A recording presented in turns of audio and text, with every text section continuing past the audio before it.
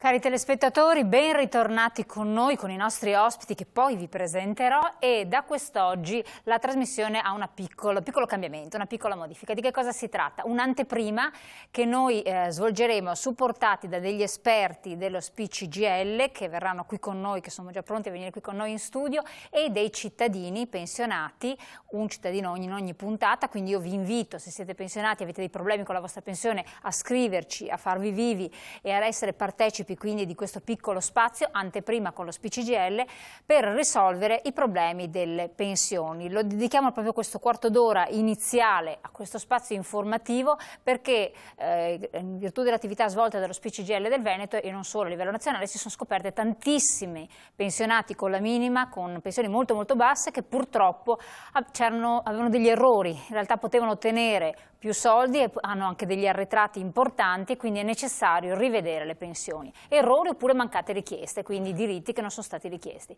Grande attenzione, siccome questo è un problema sociale, un'emergenza, noi abbiamo deciso di dedicare questo quarto d'ora per risolvere i problemi, risolvere questi casi e rendere protagonisti per qualche minuto questi cittadini che si rendono disponibili a raccontare la propria storia. E allora, prima di incominciare la nostra trasmissione, che sarà dedicata all'accoglienza, al problema quindi degli immigrati,